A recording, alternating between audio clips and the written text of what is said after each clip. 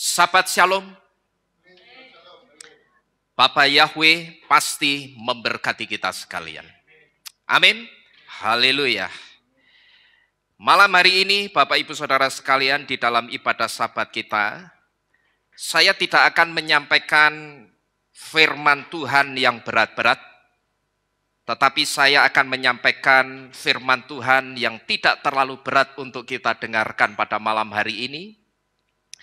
Tetapi sekalipun apa yang akan kita dengar ini muatannya tidak terlalu berat, kita akan tetap memberikan perhatian yang terbaik, karena barangkali firman Tuhan yang akan kita dengar pada malam hari ini juga berbicara tentang kehidupan kita, saudara.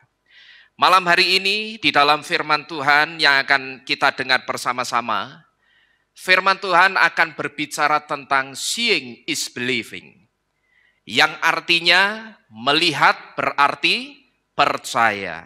Atau seeing is believing itu juga bisa berarti melihat baru percaya. Itu juga bisa, saudara.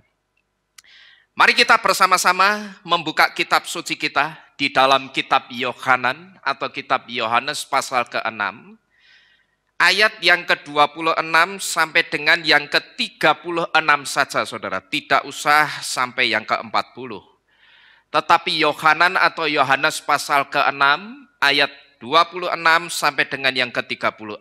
Saya akan membacakan untuk saudara. Silakan saudara menyimak dengan baik-baik. Di situ dikatakan, Yesua menjawab dan berkata kepada mereka, "Sesungguh-sungguhnya aku berkata kepadamu, kamu mencari aku bukan karena kamu telah melihat tanda-tanda, melainkan karena kamu telah makan dari roti itu dan kamu telah dikenyangkan. Bekerjalah bukan untuk makanan yang dapat binasa, tetapi untuk makanan yang bertahan sampai kehidupan kekal, yang akan Anak Manusia berikan kepada kamu, karena Elohim Bapa telah memeteraikan hal itu." Oleh karena itu, mereka berkata kepadanya, "Apakah yang kami perbuat supaya kami dapat mengerjakan pekerjaan-pekerjaan Elohim?" Yesua menjawab dan berkata kepada mereka, "Inilah pekerjaan Elohim, yaitu supaya kamu dapat percaya kepadanya yang telah Dia utus itu." Kemudian mereka berkata kepadanya, "Lalu apakah tanda yang engkau lakukan supaya kami melihat dan percaya kepadamu? Apakah yang engkau kerjakan? Leluhur kami telah makan mana di padang gurun, sebagaimana hal itu telah tertulis. Dia telah memberi makan kepada mereka roti dari Syamayim." Lalu Yesua berkata kepada mereka, "Sesungguh-sungguhnya aku berkata kepadamu, bukan Mose atau Musa yang telah memberikan kepadamu roti dari sorga, melainkan Bapakku memberikan roti yang sesungguhnya dari sorga kepadamu. Sebab roti dari Elohim adalah Dia yang turun dari Syamayim dan yang memberi hidup kepada dunia." Lalu mereka berkata kepadanya, "Tuhan, berikanlah senantiasa kepada kami roti itu." Dan Yesua berkata kepada mereka, "Akulah roti kehidupan. Siapa yang datang kepadaku, ia sekali-kali tidak akan lapar. Dan siapa yang percaya kepadaku, ia sekali-kali tidak akan haus. Sebaliknya, aku berkata kepadamu, bahwa kamu juga telah melihat aku, tetapi kamu tidak percaya." Haleluya. Nah, Bapak Ibu Saudara sekalian, saya yakin setiap kita pasti sudah sering mendengar ungkapan yang ada di depan ini, saudara, yaitu seeing is believing. Dan kalau kita perhatikan, saudara, ungkapan seeing is believing atau melihat berarti percaya, itu seringkali dikaitkan dengan seorang murid Yesua yang bernama siapa, saudara? Thomas. Maka imannya Thomas itu seringkali disebut iman seeing is believing. Iman yang mesti melihat dulu baru percaya. Nah, cuman pertanyaannya, kenapa seeing is believing itu seringkali dikaitkan dengan Thomas? Seeing is believing dikaitkan dengan Thomas itu karena dulu ketika Yesua bangkit dari kematiannya dan Yesua menampakkan diri kepada murid-murid, pada waktu itu atau di penampakan yang pertama, kepada murid-murid Yesus. Waktu itu tidak ada Thomas di situ, saudara. Nah, setelah Yesus pergi, murid-murid Yesus itu kemudian cerita sama Thomas, Thomas, kamu tahu enggak? Yesus Tuhan kita itu betul-betul bangkit loh dari kematiannya. Dan dia baru saja menampakkan dirinya kepada kita semua. Nah, di situ karena Thomas pada waktu itu tidak ada bersama-sama dengan mereka, Thomas tidak percaya, saudara. Dan dia mengatakan apa? Aku tidak percaya selama aku tidak melihat dengan mata kepalaku sendiri. Aku tidak akan pernah percaya. Dan kemudian 8 hari kemudian, Yesus itu kembali menampakkan diri kepada murid-muridnya. Tetapi di penampakan yang kedua itu, di situ ada Thomas. Dan di situ Yesus langsung khusus memanggil Thomas. Hai Thomas, kemarilah dan ulurkanlah tanganmu. Dan sekarang cucukkanlah jarimu ke bekas lubang paku yang ada di tanganku. Dan juga cucukkanlah jarimu di bekas lubang tusukan tombak yang ada di lambungku. Dan saat itu Thomas pun melakukan, saudara. Dia cucukkan jarinya di bekas lubang paku yang ada di tangan Yesua dan di lambung Yesua. Maka seketika itu juga Thomas menjadi percaya bahwa Yesua itu betul-betul bangkit dari kematiannya. Dan yang menampakkan diri kepadanya itu adalah betul-betul Yesua. Lalu di situ Yesua mengatakan apa? Hai Thomas, sekarang kamu sudah percaya karena kamu sudah melihat. Tetapi berbahagialah orang yang tidak melihat tetapi percaya. Nah, Bapak Ibu Saudara sekalian, kalau kita coba renungkan kisah tentang Thomas dan kisah tentang 5.000 orang yang ditulis di dalam kitab Yohanan tadi, sebetulnya dua kisah ini memiliki satu kemiripan, saudara. Seperti kita ketahui, saudara, apa yang kita baca tadi adalah bagian dari kisah ketika Yesua pada waktu itu memberi makan 5.000 orang dengan roti dan ikan.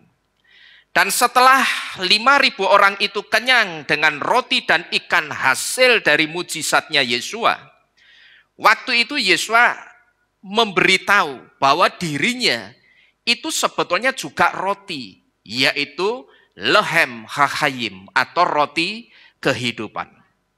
Nah, tetapi kalau kita perhatikan di ayat-ayat yang kita baca tadi, di situ ada satu ayat yang menyiratkan bahwa saat itu ketika Yesus mengatakan bahwa dirinya itu roti kehidupan atau lehem hahayim, saat itu muncul satu reaksi, yaitu reaksi tidak percaya kepada ucapan Yesua. Ketika Yesua mengatakan bahwa dirinya itu sebetulnya juga lehem, juga roti, yaitu lehem hahayim atau roti kehidupan. Waktu itu reaksi yang muncul pertama kali dari orang-orang yang ada di sekitar Yesua, yang jumlahnya sekitar 5.000 orang lebih, itu percaya atau tidak ya saudara dengan ucapan Yesua ini? Tidak percaya. Mereka tidak percaya dengan ucapan Yesua. Padahal kalau kita renungkan, saudara, secara 5.000 orang itu, mereka itu baru saja menerima mujizat yang dilakukan Yesua lewat apa? Roti dan ikan yang mereka makan. Dengan kata lain saya bisa mengatakan begini, padahal pada waktu itu mereka itu baru saja makan mujizat, gitu loh. Tetapi anehnya ketika Yesua mengatakan aku itu roti kehidupan, mereka tidak percaya. Padahal secara 5.000 orang itu baru saja menerima mujizat yang dilakukan Yesua melalui roti dan ikan yang mereka makan. Nah, 5.000 orang ini, saudara, kalau zaman sekarang, ini sama persis seperti kelompok kekristenan yang menamakan dirinya Christian Science. Di mana Christian Science itu tidak pernah percaya dengan setiap mujizat yang dilakukan oleh Yesua. Jadi Yesua melakukan mujizat apapun itu tidak pernah dipercaya oleh kelompok kekristenan ini. Ini cukup aneh saudara ya. Mereka percaya kepada Yesua, tetapi mereka tidak percaya dengan mujizat yang dilakukan Yesua. Termasuk mujizat ketika Yesua merubah 5 roti dan 2 ekor ikan menjadi beribu-ribu ikan dan beribu-ribu roti. Mereka tidak percaya pada waktu itu. Karena apa? Saya katakan mereka tidak percaya. Karena mereka punya pemikiran sendiri. Yang dikatakan apa? Sebetulnya 5.000 ikan dan 5.000 roti yang dimakan oleh 5.000 orang yang ada bersama-sama dengan Yesua, itu bukan hasil dari mujizatnya Yesua. Tetapi sebetulnya ikan-ikan dan roti-roti itu mereka bawa sebagai perbekalan mereka yang sudah mereka bawa dari rumah. Cuman pada waktu itu karena mereka sangat terkesima, mereka sangat terkagum-kagum dengan Yesua yang sedang mengajar. Di situ mereka sampai lupa kalau mereka itu bawa bekal dan ini sudah jamnya makan siang. Baru setelah ada seorang anak kecil yang mengeluarkan roti dari tasnya dan mereka melihat di situ, mereka baru sadar dan mereka baru ingat, oh iya, kita kan bawa roti dari rumah. Nah, disitulah mereka kemudian mengeluarkan roti atau perbekalannya bersama-sama, lalu dimakan bersama-sama. Jadi 5.000 orang yang dulu ada bersama-sama dengan Yesua ini, kalau zaman sekarang itu persis sama seperti dengan kelompok kekristenan yang menamakan dirinya Christian Science, yang tidak percaya dengan mujizat. Nah, Bapak Ibu Saudara sekalian, di dalam perjalanan kehidupan iman percaya kita sebagai orang yang sudah mengenal Yesua, seringkali kita juga masih menunjukkan sikap seperti 5.000 orang ini. Kita sudah mengecap mujizat dari Yesua, kita sudah menerima mujizat dari Yesua, tetapi seringkali kita masih tidak percaya dengan kuasa Tuhan atau dengan kuasa Bapa Yahweh atau Yesua.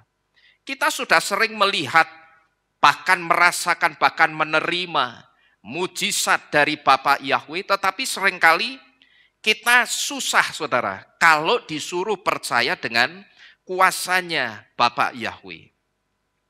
Satu indikator yang paling gampang untuk menunjukkan kita itu tidak percaya atau susah untuk percaya dengan kuasanya Bapa Yahweh, indikatornya yang paling gampang itu apa saudara?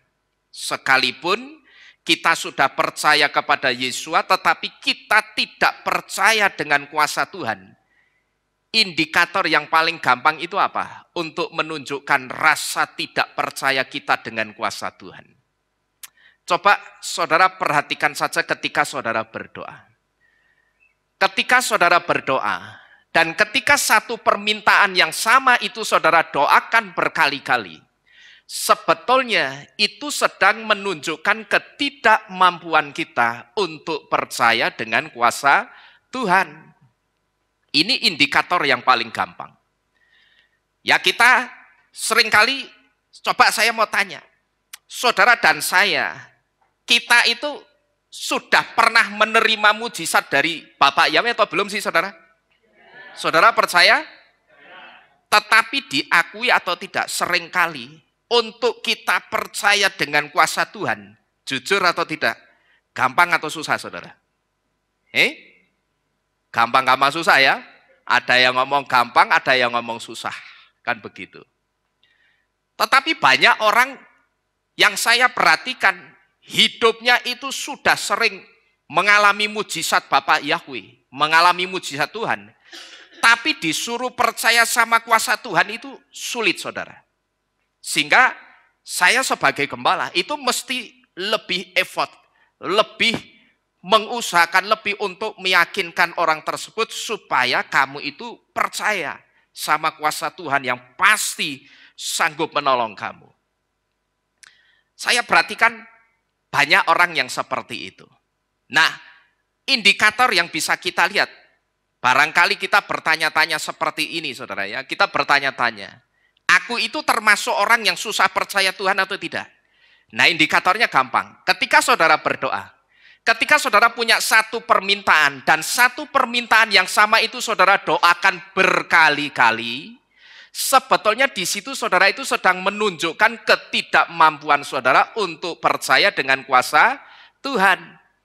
Biasanya cara berdoa yang diulang-ulang seperti ini berangkat dari satu ungkapan yang dikatakan mengulang-ulang doa itu sama seperti halnya mengayuh sepeda. Suatu saat pasti akan sampai juga ke tujuannya. Saya katakan konsep seperti ini nampaknya baik, nampaknya benar. Karena kalau kita naik sepeda, tapi kalau sepedanya tidak digenjot terus, kapan sampainya? Kan begitu, saudara. Jadi nampaknya benar, saudara ya. Nampaknya baik. Kan kalau kita naik sepeda, cuman digenjot sekali, terus kapan nyampainya? Jadi mesti digenjot berkali-kali. Doanya mesti diulang berkali-kali. Demikian pula dengan berdoa, kalau doanya tidak diulang-ulang, kapan kita mendapatkan apa yang kita minta? Kan seperti itu. Jadi biasanya berangkat dari ungkapan ini ya. Ketika satu permintaan yang sama itu saudara doakan berkali-kali, sebetulnya itu saudara sedang menunjukkan ketidakmampuan saudara untuk percaya dengan kuasanya Bapak Yahweh. Nah, ini berangkat dari sini, mengulang-ulang doa itu sama seperti halnya ketika kita sedang mengayuh sepeda. Yang suatu saat kalau kita genjot terus, kita kayuh terus, kita akan sampai di tujuan kita. Nah, tetapi sebetulnya saudara, secara iman, konsep ini saya katakan tidak hanya salah, tetapi konsep seperti ini adalah konsep salah kaprah. Memang saya katakan sedang genjot sepeda, cuman standar sepedanya itu masih nyangkut gitu loh saudara. Sepedanya masih diapakan? Distandarkan.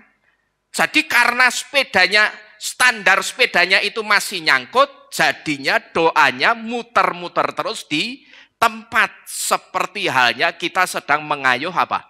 Sepeda statis. Sama-sama sepeda. Tetapi yang kita kayuh itu, yang kita genjot bukan sepeda seperti ini, tapi sepeda statis. Di mana sepeda statis itu mau kita genjot 1 juta genjotan sekalipun, ya tetap dia akan jagrok di situ. Namanya saja sepeda statis, karena standarnya itu sepeda statis itu ada standarnya. Yang terus distandarkan supaya kalau digenjot dia tidak jalan. Itu hanya untuk sebagai pengganti olahraga bersepeda di dalam ruangan. Karena barangkali hari itu hujan, nah kita bisa ganti dengan mengayuh sepeda statis, saudara. Jadi sebetulnya kalau secara iman, ungkapan yang ada di depan ini salah, bahkan salah kaprah. Saya katakan memang sedang kita itu genjot sepeda, cuman standar sepedanya masih jagrok, masih nyangkut. Jadinya karena standarnya itu masih nyangkut, doanya muter-muter terus alias jalan di tempat. Ini sama seperti halnya kita mengayuh sepeda statis. Jadi ini tidak benar saudara ungkapan seperti ini. Karena sebetulnya yang harus diulang-ulang itu bukan doanya. Perhatikan ini baik-baik. Kalau di sini tadi, ketika satu permintaan yang sama didoakan berkali-kali, saudara perhatikan, yang harus diulang-ulang itu bukan apanya? Doanya, tapi apanya ini? Ucapan syukurnya. Dan kita juga mesti ngerti, ucapan syukur itu bukan doa. Ya, karena apa? Ucapan syukur itu sebetulnya bentuk nyata dari iman atau iman yang kelihatan atau istilahnya pernyataan iman kita gitu loh. Artinya karena kita punya iman, maka kita mengucap syukur karena kita sudah menerima apa yang kita minta. Sehingga karena kita sudah menerima, kita doa minta lagi enggak? Tidak, kita tidak berdoa untuk minta lagi. Di tempat ini saudara, Saya sering memberitahu doa itu muatannya permintaan. Tapi kalau ucapan syukur, itu kita sedang menangkap energinya Bapak Yahweh yang namanya mujizat atau pertolongan Tuhan. Itu bedanya antara doa dengan ucapan syukur. Doa, namanya berdoa itu muatannya permintaan.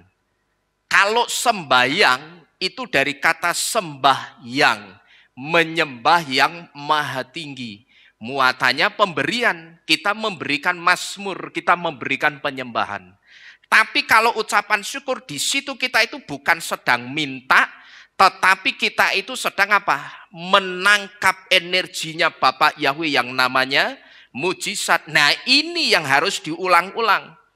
Doa mintanya itu cukup sekali. Yang kedua dan seterusnya itu kita naikkan ucapan syukur. Karena dengan kita menaikkan ucapan syukur, di situ kita itu sedang percaya bahwa kita sudah menerima.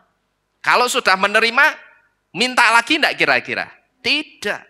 Ini konsepnya sama seperti orang dari iman seberang yang tanpa mereka sadari, sampai hari ini mereka belum mendapatkan jalan ke surga atau kepastian jalan ke surga. Karena apa? Setiap kali mereka berdoa, mereka selalu minta ditunjukkan jalan yang lurus, alias jalan ke surga. Kalau mereka sudah menemukan, doanya akan dirubah atau tidak seharusnya? Harusnya dirubah. Mereka akan mengatakan apa? Terima kasih Tuhan, Engkau sudah menunjukkan jalan yang lurus. Tetapi kenyataannya tidak. Setiap kali mereka berdoa selalu minta tunjukkanlah kepada kami jalan yang lurus itu, atau jalan ke surga, atau jalan kebenaran itu. Nah, ini kenapa? Kok mereka setiap kali berdoa minta ditunjukkan? Ya karena mereka belum mendapatkan. Tetapi ketika mereka mencari, saat itu Yesua mengatakan, akulah jalan dan kebenaran dan hidup. Akulah jalan yang lurus yang kamu cari itu sebetulnya. Akulah sirotol mustaqim yang sebetulnya kamu cari itu. Jadi Bapak Ibu Saudara sekalian, kita mesti ngerti bahwa doa itu muatannya permintaan. Tetapi kalau ucapan syukur itu kita sedang menangkap energinya Bapak Yahweh yang namanya mujizat. Yang namanya menangkap itu berarti sudah dikasih sama Bapak Yahweh atau belum? Sudah, karena kita menangkap. Menangkap itu kan artinya menerima, saudara-saudara sekalian. Nah, kalau ini saya katakan sinkron dengan konsep mengayuh sepeda tadi. Dengan kita mengulang-ulang ucapan syukur, sebetulnya di situ yang sedang kita lakukan itu apa? Kita sedang merilis atau melepaskan standar sepedanya, lalu kita kayuh sepedanya dan sampailah kita di tujuan. Di mana tujuan kita? Di tempat mujizatnya Bapak Yahweh. Amin. Nah, ini konsepnya sama kalau ini. Kalau ucapan syukur dengan mengayuh sepeda tadi, mengulang-ulang ucapan syukur dengan mengayuh sepeda itu sinkron, sama. Tapi kalau saudara mengulang-ulang doa saudara, tadi kita sudah diberitahu sebetulnya ketika kita ulang-ulang, kita itu sedang menunjukkan ketidakmampuan kita untuk percaya dengan kuasanya Bapak Yahweh, saudara-saudara sekalian. Justru saudara akan dianggap tidak percaya. Iki wong kok jaluk, sing dijaluk kuwi terus. Berarti percaya ndak ini? Bapak Yahweh tanya seperti ini, Bapak Yahweh menyeratkan ada kepercayaan atau tidak di dalam hati kita? Tidak ada. Orang kok diminta yang diminta itu terus, gitu loh.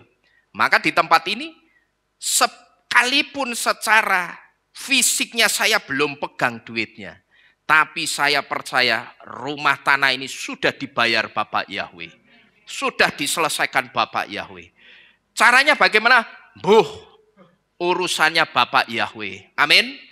Kita kan tinggal menikmati. Betul saudara? Tetapi saya percaya rumah dan tanah ini sudah dibayar Bapak Yahweh. Entah diselesaikannya dengan cara apa, saya tidak tahu. Tetapi yang pasti, iman saya, urusan rumah tanah ini sudah selesai, Dan rumah Bapak Yahweh pasti mengembang ke kanan, ke kiri, ke atas, ke bawah, ke muka, dan ke belakang. Dan itu semua dikerjakan dengan caranya Bapak Yahweh yang ajaib. Sehingga nanti kita bisa bersaksi, saudara, kepada setiap orang. Ini loh Yahwehku yang aku sembah. Itu betul-betul Tuhan yang hidup. Yang ketika aku berseru minta tolong, Tuhanku Yahweh itu mendengar dan memberkati doaku. Haleluya. Jadi ini konsep berdoa yang benar, Bapak Ibu Saudara sekalian. Bukan doanya yang diulang-ulang, tetapi ucapan syukurnya yang diulang-ulang. Saya mesti meluruskan satu hal yang sederhana ini, saudara.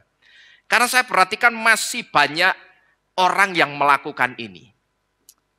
Entah itu jemaat Tuhan di tempat ini maupun orang yang ada di luaran sana. Yang ketika menghubungi saya, satu waktu dia minta didoakan untuk pergumulannya. Tapi nanti terpaut sekitar setengah bulan atau 1 bulan, telepon lagi, minta didoakan lagi. Saya bilang, lah kemarin kan kita sudah minta. Percaya enggak waktu kita minta kemarin Bapak Yahweh mesti kasih? Ya percaya Pak, ya wes. Lah kok jaluk meneh? Gitu loh. Kan saya sudah ngasih rumusnya. Yang pertama minta, yang kedua dan seterusnya itu kita kembangkan ucapan syukur kita. Nah kita kembali ke kisah 5.000 orang tadi, saudara. Yang kalau kita perhatikan, mereka itu sangat susah untuk percaya kepada Yesus. Sekalipun saat itu mereka itu baru saja makan mujizat. Mereka baru saja menikmati mujizat yang dilakukan oleh Yesus melalui roti dan ikan yang mereka makan. Nah, sebetulnya saudara, kenapa orang itu sangat susah untuk percaya kepada Tuhan? Ini satu pertanyaan penting. Barangkali saudara termasuk satu di antara orang yang susah untuk percaya kepada Tuhan.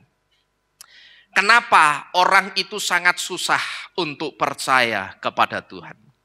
Saya coba merenungkan dan saya coba mencari tahu Bapak Ibu Saudara sekalian. Sebetulnya kenapa orang itu disuruh percaya sama Bapak Yahweh itu kok susah men? Wong tinggal minta terus percaya beres. Gitu loh. Tapi kenapa saya perhatikan banyak orang yang masih susah untuk percaya Tuhan. Sekalipun saya katakan seperti di depan tadi. Saya perhatikan kehidupan mereka itu sebetulnya selalu diwarnai dengan mujizat. Mereka selalu mengalami mujizat-mujizat Tuhan. Tetapi anehnya ketika disuruh percaya sama Tuhan, tidak bisa, saudara-saudara sekalian. Nah, ketika saya coba renungkan, di sini saya menemukan ada 2 hal. Kenapa orang itu susah percaya kepada Tuhan? Yang pertama, orang susah percaya kepada Tuhan karena Tuhan yang suruh kita percaya tidak kelihatan. Tetapi ini aneh, saudara. Ini tidak aneh, saudara. Ya, karena apa? Orang-orang yang dulu ada di dekat Yesus saja, waktu itu mereka yang melihat langsung Yesus melakukan mujizat, itu saja tidak percaya kalau Yesus itu Tuhan dan Yesus itu roti kehidupan. Ya kan? Saya katakan ini tidak aneh. Kenapa orang sangat susah untuk percaya kepada Yesus? Di situ saya menemukan hal yang pertama, karena Tuhan yang suruh kita percaya itu tidak kelihatan wujudnya. Dan saya katakan ini tidak aneh. Karena dulu orang-orang yang ada di dekat Yesus, yang melihat langsung dengan mata kepalanya sendiri, Yesus itu setiap hari melakukan mujizat, menyembuhkan orang yang sakit kusta, orang yang matanya buta dicelikkan, lalu yang jumlahnya 5.000 orang lebih, yang makan mujizatnya Yesus. Mereka ada di dekat-dekat Yesus, bukan mereka jauh dari Yesus, tidak. Mereka tidak mendengar kabar tentang mujizat Yesus, tapi mereka ada di dekat mujizat itu. Tetapi itu saja mereka percaya atau tidak? Tidak percaya. Kalau Yesus itu Tuhan dan roti kehidupan. Jadi tidak aneh, saudara. Kalau sekarang masih ada orang yang tidak percaya Tuhan. Karena sekarang ini Tuhannya tidak kelihatan. Dulu waktu Yesua kelihatan wujudnya saja, ada orang-orang yang masih tidak percaya dengan Yesua. Apalagi sekarang Yesua itu tidak kelihatan wujudnya. Tetapi saya percaya Yesua sekalipun dia tidak kelihatan wujudnya, malam hari ini rohnya ada bersama-sama dengan kita di tengah-tengah kita. Amin. Saya sangat percaya saudara, karena Yesua itu kebangkitan dan hidup. Dia memang mati tetapi pada hari yang ketiga dia bangkit. Dan malam hari ini rohnya ada bersama-sama dengan kita untuk memberkati saudara dan saya. Jadi kenapa orang itu susah percaya kepada Tuhan? Rupanya karena Tuhan yang suruh orang itu percaya, wujudnya tidak kelihatan. Tetapi ingat saudara, ingat ini baik-baik. Kalau yang tidak percaya Tuhan, atau yang susah untuk percaya kepada Tuhan itu orang yang tidak kenal Bapa Yahweh. Saya masih bisa memaklumi. Ya, kalau yang tidak percaya Tuhan itu orang yang tidak kenal Bapa Yahweh, saya masih maklum. Tapi akan beda ceritanya kalau kita yang sudah percaya Bapa Yahweh, tetapi kita tidak percaya Tuhan, tidak percaya kuasa pertolongan Tuhan, itu sangat berbahaya. Karena apa saudara? Karena bisa-bisa kita itu akan seperti orang dari iman seberang. Orang yang ada di luaran sana, yang selalu mempertanyakan soal ketuhanan Yesua. Yang selalu mempertanyakan di mana ayatnya yang mengatakan Yesua itu Tuhan, maka sembahlah aku karena aku itu Tuhan. Nah ini loh saudara bahayanya. Ya, kalau saudara perhatikan berapa banyak mu'alaf-mu'alaf yang meninggalkan Tuhan, yang meninggalkan Yesua, itu hanya gara-gara apa? Mereka tidak memahami tentang Tuhan mereka ketika mereka masih mengimani Yesua sebagai Tuhan dan Juru Selamatnya. Jadi ini sangat bahaya. Kalau yang tidak percaya kuasa Tuhan itu orang yang tidak kenal Bapa Yahweh, saya maklum. Tapi kalau sampai saudara, orang yang sudah percaya Bapa Yahweh, meteraimu sudah meterai nama Yahweh, tapi saudara masih tidak percaya dengan kuasa pertolongan Bapa Yahweh, saudara perhatikan baik-baik. Ini sangat berbahaya. Karena bisa-bisa saudara akan dibawa kepada satu pemikiran sama seperti pemikirannya orang-orang yang ada di luaran sana yang dari iman seberang. Yang selalu mempertanyakan di mana ayatnya yang mengatakan Yesua aku itu Tuhan maka sembahlah aku. Saya katakan Yesua memang tidak pernah mengatakan atau ngomong seperti itu. Karena apa? Karena Yesua tidak perlu mengatakan seperti itu. Yesua itu tidak perlu ngomong seperti itu. Tapi cukup dengan melihat mujizat kebangkitannya, itu sudah cukup untuk menunjukkan bahwa Yesua itu betul-betul Tuhan. Amin. Yesua memang mati, tetapi pada hari yang ketiga dari kematiannya, dia bangkit dari kematiannya, dan dia hidup sampai hari ini. Jadi hati-hati saudara-saudara sekalian. Ya, saya tidak sedang berbicara untuk orang yang tidak percaya Bapa Yahweh. Tapi saya sedang berbicara kepada saudara yang katanya ngakunya percaya Bapa Yahweh. Saudara percaya Tuhan, saudara dengan Tuhan yang ada di luaran sana tidak sama, saudara percaya atau tidak? Percaya ya, Tuhan kita tidak sama dengan Tuhan-Tuhan yang lain. Tuhan kita itu hebat. Tuhan kita itu hidup saudara, dan betul-betul hidup. Maka kalau sampai saudara itu tidak percaya dengan kuasa Tuhan, wah ini sangat berbahaya. Nanti lama-lama saudara bisa-bisa ikut arusnya orang yang ada di luaran sana dari iman seberang. Kalau saudara terus-terusan tidak percaya dengan kuasa Tuhan, kuasanya Bapa Yahweh, lama-lama saudara akan berpikir juga, iya ya, masuk akal juga ya. Yesus kan tidak pernah ngomong, aku ini Tuhan, maka sembahlah aku. Saya katakan Yesus tidak perlu ngomong seperti itu. Tetapi cukup dengan kita melihat mujizat kebangkitannya. Itu saja sudah cukup buat saya untuk menunjukkan bahwa Yesua itu betul-betul Tuhan, Bapak Ibu Saudara sekalian. Bukankah di dunia ini tidak ada nabi selain Yesua yang ketika mati bangkit dari kematiannya? Tidak ada, saudara-saudara sekalian. Termasuk nabinya yang mempertanyakan ini. Ketika nabinya mati sampai hari ini tetap ada dalam kematiannya. Yesua memang dia pernah mati, tetapi pada hari yang ketiga dari kebangkitannya, dia bangkit dari kematiannya. Dan saya katakan, maka dalam perayaan Yom HaBikurim kemarin untuk memperingati kebangkitan Yesua. Kalau saudara masih ingat, kebangkitan Yesua itu sangat memberi satu wibawa untuk iman kita. Karena apa saya katakan kebangkitan Yesua itu memberi wibawa untuk iman percaya kita. Ya karena kita beriman kepada Tuhan yang kita klaim Tuhan yang hidup. Terbukti atau tidak? Terbukti, dia memang mati tapi dia bangkit lagi. Dan sampai hari ini dia tetap hidup dan rohnya ada di tengah-tengah kita. Itu loh yang saya katakan atau yang saya sebut kebangkitan Yesua itu sangat memberikan wibawa untuk iman kita. Kenapa iman kita jadi berwibawa dengan kebangkitannya Yesua? Karena tidak ada nabi yang ketika mati bangkit dari kematiannya. Nah itulah yang membuat iman saudara dan saya itu bukan iman kaleng-kaleng. Bukan iman katanya, bukan iman semoga masuk surga, tidak.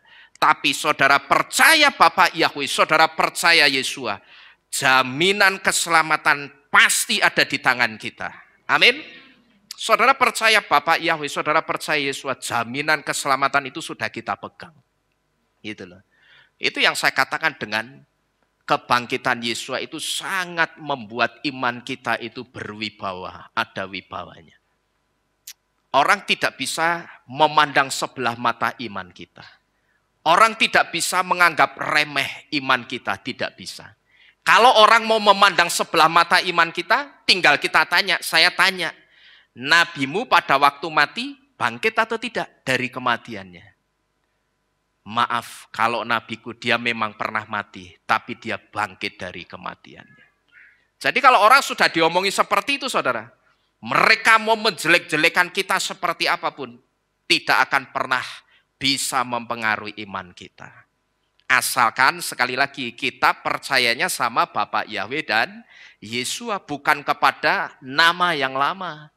Karena saya perhatikan para mu'alaf, kebanyakan itu mu'alaf karena mereka masih percaya kepada nama yang lama.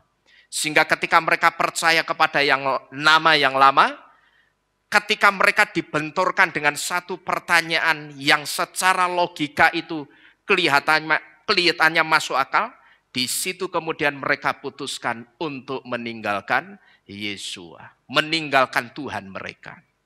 Nah itu sangat disayangkan saudara.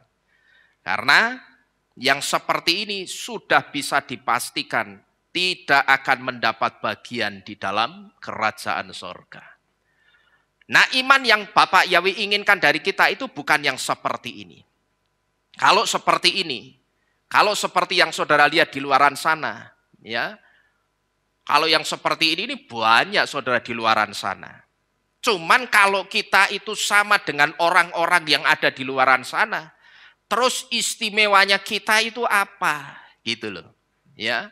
Kalau kita sama dengan orang-orang yang ada di luaran sana, di mana letak keistimewaan kita sebagai anak-anak Bapak Yahweh? Kalau ternyata kita sama seperti orang yang ada di luaran sana, yang tidak percaya Bapak Yahweh, yang tidak percaya Tuhan, yang tidak percaya mujizat, yang tidak percaya pertolongan Tuhan, terus istimewanya kita itu apa?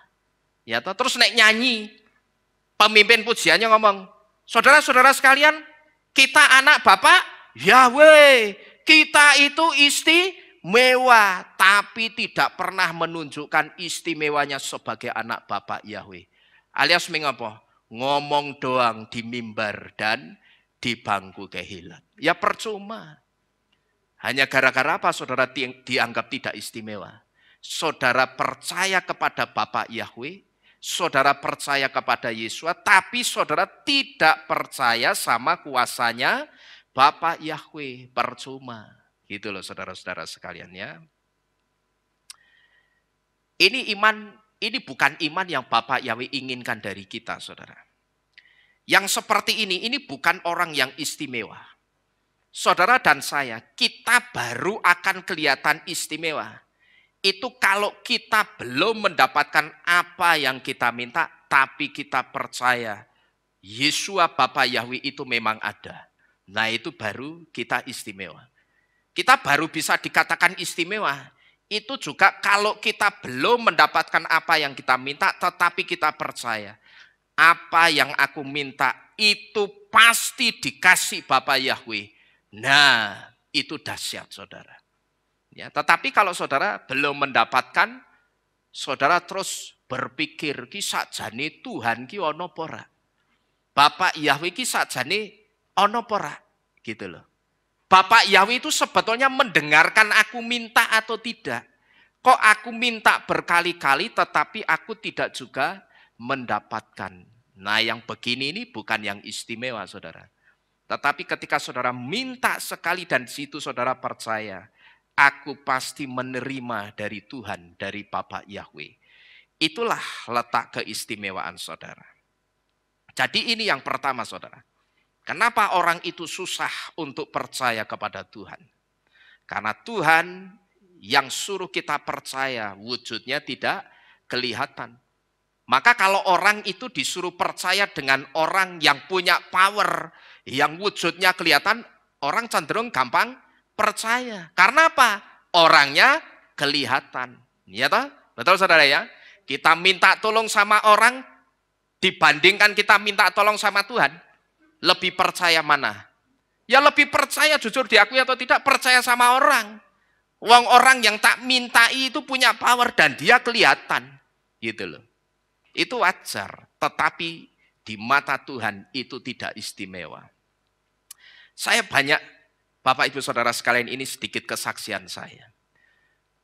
Dalam pergumulan rumah dan tanah ini saudara, saya banyak diajar untuk belajar oleh Bapak Yahweh.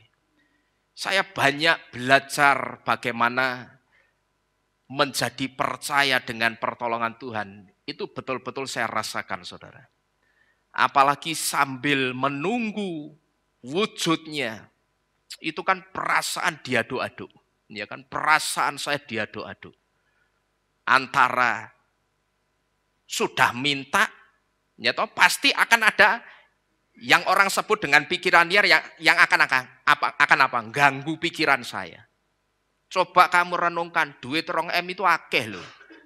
Masa akan Bapak Yahweh ngasih kamu uang 2M begitu saja? Itu kan pikiran-pikiran liarnya saudara. Tetapi Bapak Yahweh itu kasih satu pelajaran yang baik. Hanya dengan hitung-hitungan yang sederhana. 2M itu sedikit. Itu cuman 100 juta ping 20. Nah 100 juta ping 100.000 ping piro. Gitu loh. 100.000 itu hanya 1000 kali 100. Jadi 2M itu cuman sedikit.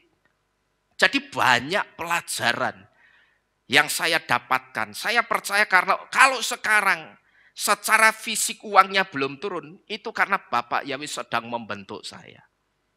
Bapak Yahweh itu sedang mengajak saya untuk betul-betul nantinya melihat mujizatnya itu dinyatakan di tempat ini.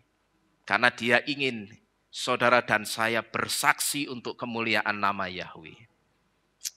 Ya saya renungkan saudara, oh ternyata seperti itu. Dan semakin hari semakin kesini, saya semakin melihat, oh ternyata rencananya Tuhan itu seperti ini. Dan itu sangat baik. Bapak Ibu Saudara sekalian ya. Jadi ini yang pertama, kenapa orang itu susah untuk percaya kepada Tuhan. Karena Tuhan yang minta orang itu untuk percaya wujudnya tidak kelihatan. Tetapi ketika kita bisa percaya, itulah kita yang disebut Bapak Yahweh itu istimewa. mewah. Kemudian yang kedua, kenapa orang susah untuk percaya kepada Tuhan? Orang susah untuk percaya kepada Tuhan itu karena yang dikejar hanya materi. Dan orang itu merasa materi bisa dikejar dan dia dapatkan tanpa siapa ini? Tanpa Tuhan. Cukup dengan apa? Bekerja keras. Orang seperti ini, dia lupa satu hal. Dia lupa supaya orang itu bisa bekerja. Orang itu syaratnya harus apa, saudara?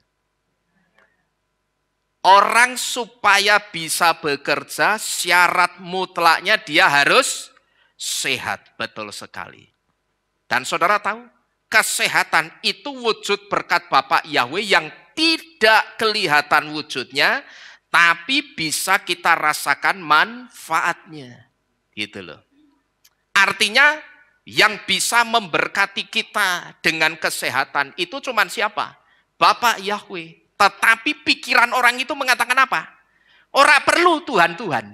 Ya ora perlu Bapak Yahweh. Sing penting piye carane saiki golek duit sing akeh. Cari duit yang banyak.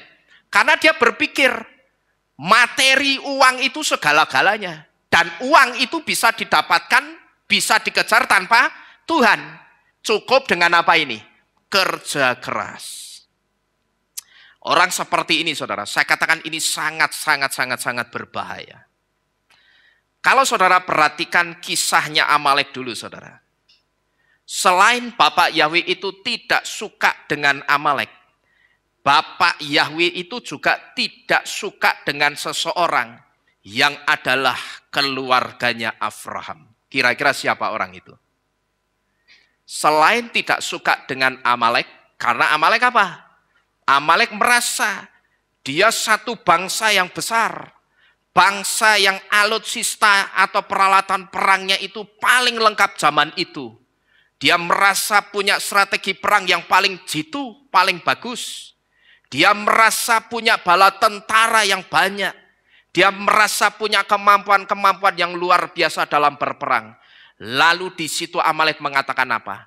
Kalau kami sudah punya ini semua, terus buat apa Tuhan itu bagi kami?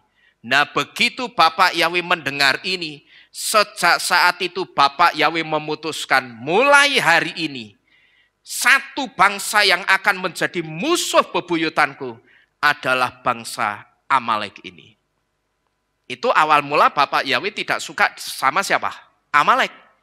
Tetapi Bapak Yahweh itu juga tidak suka sama satu orang. Dan dia adalah keluarganya Abraham. Kira-kira siapa orang itu saudara? Selain dengan Amalek, Bapak Yahweh itu juga tidak suka dengan Lot yang adalah saudaranya Abraham. Pertanyaannya kenapa Bapak Yahweh itu tidak suka sama Lot, saudara? Bapak Yahweh tidak suka sama Lot itu ya karena ini. Karena apa? Yang ada di pandangan matanya Lot itu selalu materi. Yang dipikir itu cuman materi. Bukan keselamatan. Sehingga pada waktu itu saudara, dengan mata yang sama, yang memandang indahnya lembah Yordan, dengan mata yang sama juga Bapak Yahweh membuat Lot melihat lembah Yordan yang indah itu dihancurkan oleh Bapak Yahweh. Saudara-saudara sekalian, ya. Jadi kita mesti ngerti, selain Amalek, Bapak Yahweh itu rupanya juga tidak suka sama Lot. Gitu loh. Sekalipun Lot itu juga orang yang percaya Bapak Yahweh. Tapi karena pandangan matanya Lot, itu yang dipikir itu cuma materi dan materi. Di situ Bapak Yahweh tidak suka dengan Lot. Sehingga karena Bapak Yahweh tidak suka dengan Lot, saat itu dengan mata yang sama Lot memandang indahnya lembah Yordan. Dengan matanya yang sama juga Bapak Yahweh itu membuat Lot melihat lembah Yordan yang kamu lihat indah itu tadi sebelumnya. Sekarang lihatlah lembah itu tidak ada indah-indahnya sama sekali. Nah Bapak Ibu Saudara sekalian, ketika Bapak Yahweh membuat Lot dengan matanya yang sama Yang tadinya melihat lembah Yordan itu indah, tetapi sekarang lembah Yordan tidak ada indah-indahnya sama sekali. Sebetulnya hal ini sedang memberitahu kita bahwa ketika kita berpikir bahwa kerja keras dan materi yang kita miliki itulah yang bisa menjamin kehidupan kita. Di sini saudara mesti hati-hati. Ya, perhatikan baik-baik. Ketika kita berpikir bahwa kerja keras dan materi yang kita miliki itu yang bisa menjamin kehidupan kita, saudara mesti hati-hati di sini. Karena dengan pikiran yang sama, Bapak Yahweh itu bisa saja suatu hari kelak membuat kita merenungkan satu kehancuran yang hebat. Karena ternyata apa? Karena ternyata materi dan kerja keras kita itu justru jadi penyebab apanya? Kehancurannya. Bapak Ibu Saudara sekalian, kalau saya mengatakan hal ini, saya jadi teringat dengan seseorang yang pernah bercerita kepada saya. Beliau ini adalah sepasang suami istri yang ketika ada satu kesempatan, beliau pernah bercerita kepada saya. Dia katakan begini, Pak, kalau Bapak lihat kondisi kami berdua yang sekarang ini sebetulnya berbanding terbalik dengan kondisi kami ketika kami masih muda dulu, Pak. Kalau sekarang Bapak lihat kami kondisinya sakit-sakitan seperti ini, sebetulnya masa muda kami itu tidak seperti itu. Mungkin orang berpikir, apalagi kalau melihat kondisi suami saya, mungkin orang berpikir suami saya itu sakitnya sejak masih muda. Tetapi asal Bapak tahu, saya dan suami saya, waktu muda kami itu sehat semua.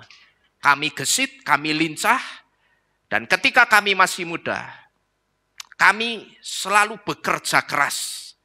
Kami berpikir dengan kerja keras kami, nantinya di masa tua kami akan memiliki uang yang cukup untuk hidup di masa tua kami. Tetapi seperti yang Bapak lihat keadaan kami sekarang ini, Bapak bisa lihat sendiri bahwa ternyata apa yang kami pikirkan itu tidak sesuai yang apa kami pikirkan. Sekarang Pak, uang yang kami kumpulkan sejak kami muda ketika kami bekerja dengan sangat keras dulu. Rupanya uang yang kami kumpulkan itu hanya bisa kami pakai untuk berobat hampir setiap hari, saudara. Saya membuktikan sendiri. Saya kalau telepon itu waktunya random. Kadang misalkan hari ini telepon, nanti bisa 1 bulan lagi atau 1,5 bulan lagi telepon. Atau bisa beberapa hari lagi saya telepon menanyakan keadaannya. Nah, setiap kali saya telepon, itu mesti orang ini mengatakan apa? Oh maaf Pak, saya ini sedang di rumah sakit. Saya masih sakit, ini sedang berobat. Kalau tidak hari itu istrinya yang berobat, ya suaminya yang berobat. Pokok setiap kali saya telepon, hampir tidak pernah saya sedang ada di rumah sedang santai-santai. Tidak pernah. Hampir tidak pernah. Kira-kira 9 dari 10 telepon saya, selalu jawabannya saya sedang ada di rumah sakit. Saya masih sakit toh Pak.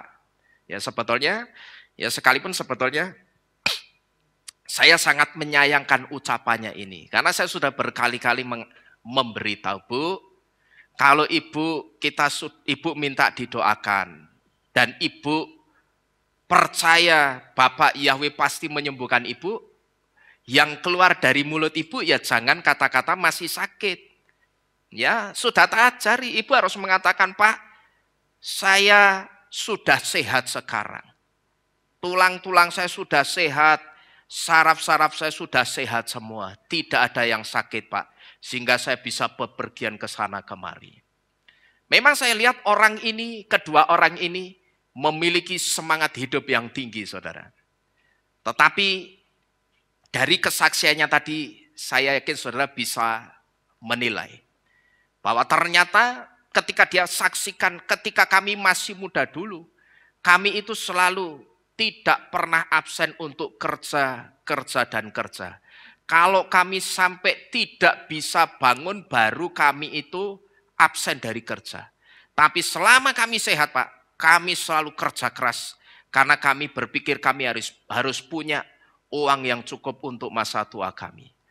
Ya, tetapi seperti yang Bapak lihat, ternyata uang yang kami kumpulkan entah itu ratusan juta atau berapa miliar, saya tidak tahu.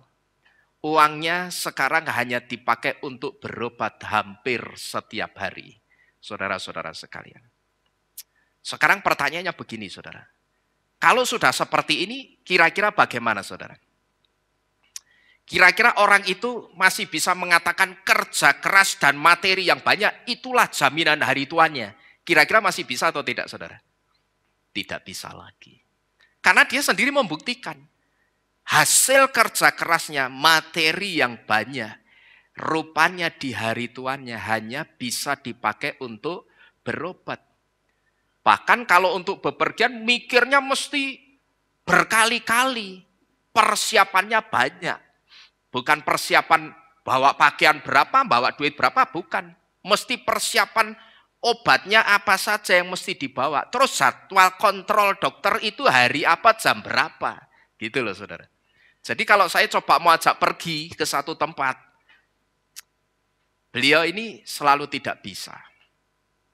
Nah, kalau sudah seperti ini, saudara, kira-kira masihkah orang itu bisa mengatakan bahwa kerja keras dan materi yang banyak itulah jaminan hari tuanya? Saya yakin sudah tidak bisa lagi. Karena beliau sendiri juga mengakui kepada saya. Dan di dalam kitab 2 Tesalonika pasal ketiga ayat yang ke-10. Melalui Rabi Syaul, Yesua itu tidak pernah mengatakan siapa yang tidak kerja keras jangan makan. Yesua tidak pernah mengatakan seperti itu, saudara. Siapa yang tidak kerja keras jangan makan. Tidak pernah Yesua mengatakan seperti itu. Tapi yang Yesua katakan hanya apa? Siapa yang tidak bekerja jangan makan. Tidak dikatakan siapa yang tidak kerja keras, banting tulang, tekuk ringkel, tidak makan. Yesua tidak pernah mengatakan seperti itu. Kenapa? Yesua tidak pernah mengatakan seperti itu. Karena Bapak Yahweh, Bapaknya Yesua, itu sudah pernah mengatakan apa? Susah payah tidak akan pernah menambahi kekayaan kita. Tapi berkat Bapak Yahweh lah yang akan menjadikan kita kaya. Amin. Maka Yesua tidak pernah melalui mulutnya Rabi Syaul mengatakan, siapa yang tidak kerja keras jangan makan. Itu tidak pernah Yesua mengatakan seperti itu. Yesua hanya mengatakan apa? Kamu kalau mau makan ya kerja. Karena Yesua itu senang memberkati orang yang mau berusaha. Tapi nek orang mengene tok, ngene apa ngerti? Ngemis. Ya Yesua ndak mau memberkati gitu loh. Tapi kalau orang itu mau berusaha, sekalipun ketika dia berusaha dia jatuh bangun, Yesua pasti akan memberkati, suatu saat orang itu akan sukses. Gitu loh. Tapi nek meng setiap hari ngene, ya toh? Ya apa jenenge iki? Kaipang. Ya, cuman dadi kaipang. Ya ndak mau Yesua itu memberkati Bapak Ibu Saudara sekalian. Karena kita mental kaipang, bener ya, kaipang ya. Kaipang toh, ngemis sih kaipang toh.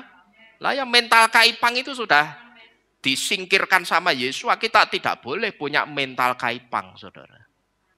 Tapi siapapun yang berusaha, Bapak Yahweh pasti memberkati. Termasuk saudara berusaha apapun, untuk apapun yang menjadi pergumulan saudara. Sekalipun ketika saudara mengusahakan itu dengan jatuh bangun, percayalah suatu hari kelak, saudara pasti ketemu kesuksesan saudara. Bapak Yahweh pasti memberkati usaha saudara. Karena yang namanya usaha itu tidak mengkhianati hasilnya. Artinya orang yang mau berusaha dia akan diberkati Bapak Yahweh. Tapi perlu enggak dengan bekerja keras kira-kira? Tidak perlu. Loh sajane enak enggak toh ikut Bapak Yahweh itu enak enggak saudara?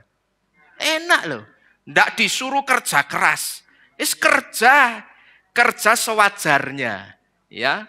Kamu kerjakan bagianmu, biar aku yang memberkati apa yang kamu kerjakan. Amin. Hanya begitu, jadi sangat gampang. Ikut Bapak Yahweh itu saja enak. Cuman seringkali saya perhatikan orang itu yang bikin susah sendiri, saudara.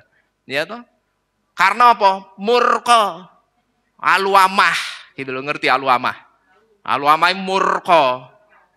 Serakah. Hari ini dapat berkat 1 juta masih kurang. Ya toh? Terus tekuk ringkel, kerja keras. Padahal Yesus tidak pernah mengatakan seperti itu. Siapa yang tidak kerja keras, jangan makan, tidak pernah. Bekerjalah sewajarnya. Dan bekerjalah juga dengan gaya Torah. Orang kalau bekerja dengan gaya Torah itu bagaimana? Tangannya harus bersih, jujur. Ya. Maka inilah satu di antara kenapa saya itu tidak mau nyambi kerja. Saudara-saudara sekalian. Sekalipun yang saya rasakan, jiwa kerja saya itu masih meronta-ronta saja nih. Itulah, apalagi nek saya dulu barang murah. Wah, lah iki badi iki. Ya toh matane ijo. Lah artinya ini untung besar ini, kalau saya beli saya jual lagi saya bisa untung besar. Tetapi karena saya ngerti orang dagang, orang kerja itu suruh jujur 100% tidak bisa. Ya saya tidak berani, Bapak Ibu Saudara sekalian. Kalau saya mau nyambi kerja, mesti saya letakkan salah satunya. Kerja atau pelayanan. Karena saya itu pelaku. Gitu loh, dulu saya ngerti betul. Kan saudara masih ingat kan ya, saya dulu sampai dijuluki MacGyver. Gitu loh, tukang, apa jenenge? Tukang kadet. Kilo yang ngeri, kadet. Ya saya dulu yang ngajari bakul handphone itu caranya menipu, caranya memanipulasi handphone itu istilahnya bisa dikatakan saya gurunya. Gitu loh. Rusaknya itu ya karena saya yang ngajari gitu. Tapi itu bakul-bakul handphone yang lama, yang angkatan pertama dulu. Maka karena saya ngerti orang usaha, orang dagang, orang kerja suruh jujur 100% tidak bisa, saya tidak berani nyambi, saudara. Sekalipun ada orang yang masuk dalam ranah penggembalaan disambi bekerja. Tetapi kalau saya jujur saya tidak berani. Kalau saya sudah niat satu ya sudah tak niati itu. Kalau mau sama kerja ya lebih baik pelayanan saya taruh. Saudara-saudara sekalian. Ya, tetapi bukan berarti kalau saudara yang pelayanan di sini tidak boleh kerja, bukan. Karena tidak sama. Kalau saya ini seorang pengajar, apa yang saya katakan itu harus saya lakukan. Mutlak tidak bisa tidak saya lakukan. Mutlak harus saya lakukan. Tetapi bukan berarti, berarti aku nek pelayanan mung singer WL untuk ngapusi. Ya tidak boleh, tetap. Ya. Kerjanya boleh, tangannya kotor, ya tetap tidak boleh. Ingat, yang namanya pelayan Tuhan, tegelnya saja, itu satu tingkat lebih tinggi dari tegelnya jemaat. Ya toh? Coba lihat tegelnya. Saya kan lebih tinggi dari saudara secara tegel, ubin ini, jubin ini. Itu artinya apa? Yang namanya pelayan Tuhan itu mesti jadi panutan, mesti jadi contoh. Maka di tempat ini saya wanti-wanti betul, jangan sampai pelayan Tuhan di tempat ini bermasalah dengan jemaat. Apalagi pelayan Tuhan yang seorang worship leader, jangan sekali-kali bermasalah dengan jemaat. Karena apa? Pada saat worship leader itu mengajak jemaat untuk memuji Tuhan, worship leader itu ibaratnya seperti apa saudara? Panglima perang. Cuman perangnya bukan melawan manusia, tetapi melawan siapa? Penguasa-penguasa di udara yang tidak kelihatan. Melalui apa? Melalui puji-pujian kita yang dikasih kuasa Bapak Yahweh. Coba saudara bayangkan. Misalkan yang mimpin pujian itu bermasalah sama jemaat. Jemaat itu kan prajurit ya saudara. Ya kan? Nah kalau bermasalah dengan jemaat, dengan prajuritnya, kira-kira nek panglimane ngomando, ayo kita perang, prajuritnya bisa nurut apa enggak? Enggak bisa. Lawang kamu saja orang genah, hidupmu enggak genah, hidupmu enggak bener. Kok ngongkon-ngongkon aku ngejak-ngejak perang, perangan dewe. Nah gitu tuh. Kamu saja ngapusi, bohong. Enggak bisa, saudara-saudara sekalian. Itulah yang mendasari saya tidak mau nyambi. Tetapi kalau ada yang nyambi, ya tangannya mesti bersih. Bekerjalah dengan gaya Torah. Saya bisa ngandani kerjanya mesti bersih, karena saya itu dulu jadi pelaku tangan kotor, Bapak Ibu Saudara sekalian. Jadi ngerti cara-caranya, bagaimana bohongin orang, memanipulasi itu ngerti gitu loh. Maka karena saya pernah melakukan itu, sekarang di sini saya bisa memberitahu.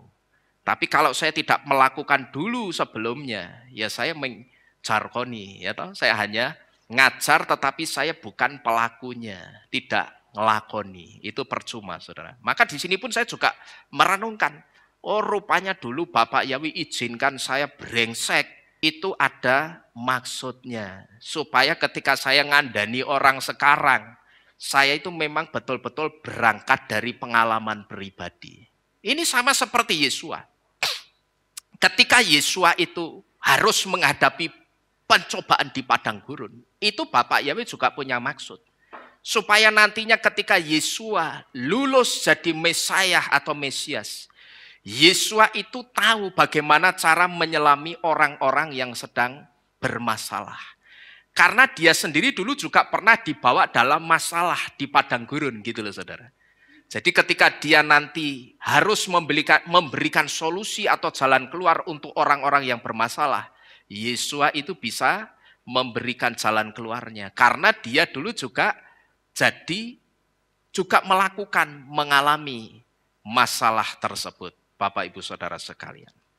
Jadi Bapak Ibu Saudara sekalian, sekali lagi Bapak Yahweh melalui mulutnya Rabbi Shaul itu tidak pernah mengajarkan kita, kerja keraslah supaya kamu diberkati, tidak. Tetapi bekerjalah sewajarnya, biarkan aku yang memberkatinya. Karena Bapak Yahweh sudah berkali-kali mengingatkan kita, memberitahu kita, bahwa susah payah itu tidak akan pernah menambah kekayaan kita, tapi berkat Bapak Yahweh lah yang akan membuat kita pasti kaya raya. Amin. Amin. Untuk firman Tuhan pada malam hari ini, Bapak Yahweh memberkati kita sekalian. Haleluya. Mari kita bersama-sama Bapak Ibu Saudara sekalian tunduk di dalam doa. Kita berterima kasih, kita mengucap syukur untuk firman Elohim yang kita dengar pada malam hari ini kepada Bapak Yahweh. Haleluya.